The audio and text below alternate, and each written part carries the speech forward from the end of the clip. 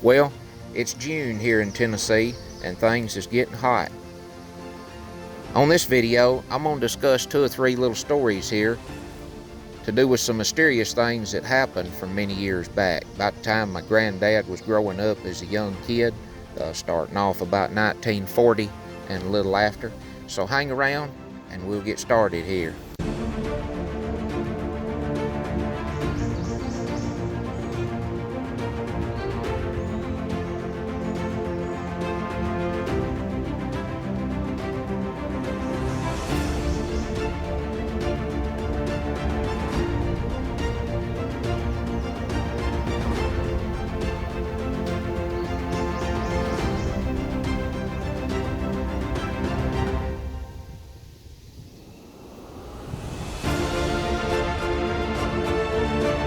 Well, this is a good sight. Wild dewberries. Run up on a good many of these out filming on this day here. This is an old sight that you don't get to see much anymore. You see a lot more of them when I was a kid than I do nowadays, but I've seen a whole lot of them in this one spot. You don't get to see a whole lot of them much anymore.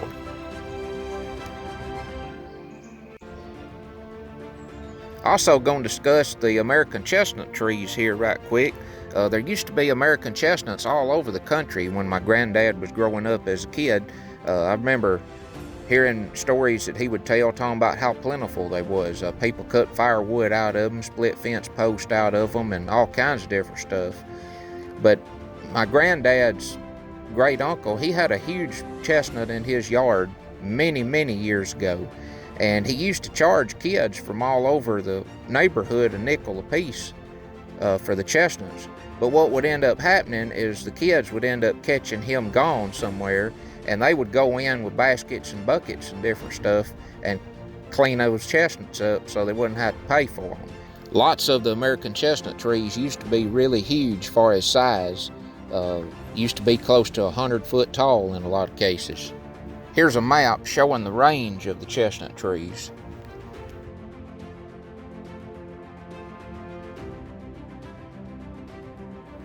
This is my triple great grandparents here, Felix Johnson Taylor and his wife Sarah Louisa Prince Taylor. This is my triple great grandfather here, Felix, with his old dog named Frank.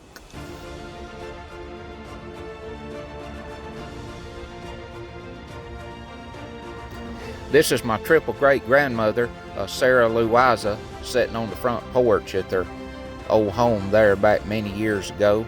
There's a lot of old times talked about when my granddad was living. He always told stories about his grandma and grandpa sitting on the front porch, and always talked about Felix smoking that pipe.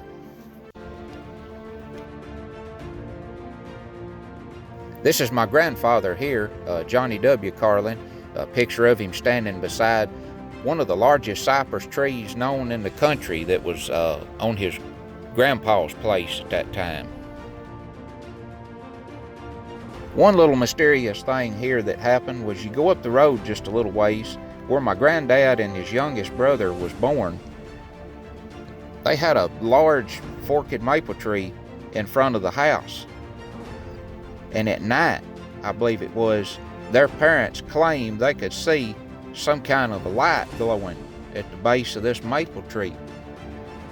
And they almost nearly swore up and down that there was treasure there, which very well might have been true. A lot of people believed in a lot of stuff like that back then.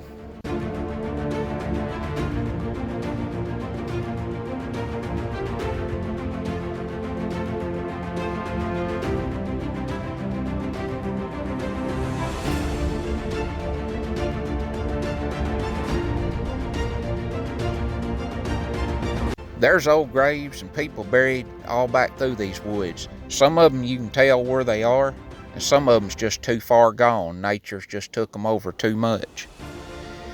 But another strange thing that did happen here was you get back up here across the road from where my granddad and his youngest brother was born. There's a road bed goes out a ridge, and supposedly there's some people buried off on the west side of it.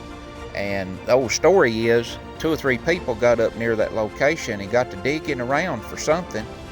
And the deeper they dug, they started hearing a baby cry.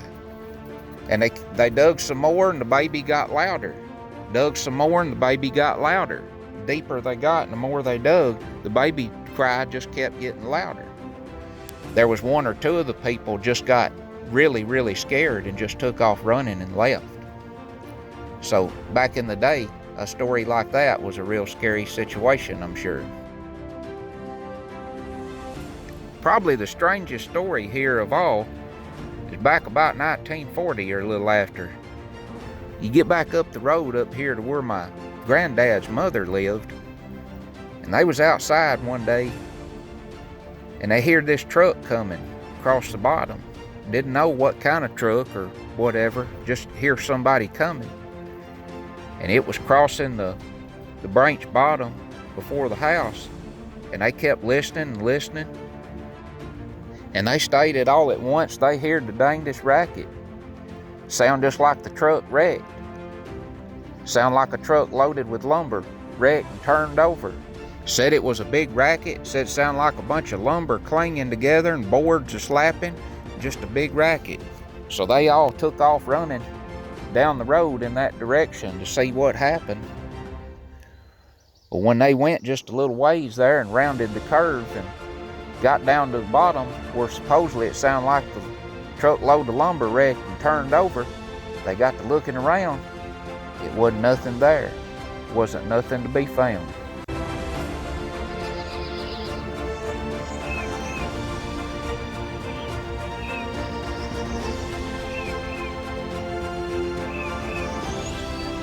So appreciate y'all watching here over the last few moments involving a piece of history from many years ago and a couple of tales to do with the unexplained. I'm Garen Carlin, owner of Monsters Creek Outdoors, and we'll see you next time.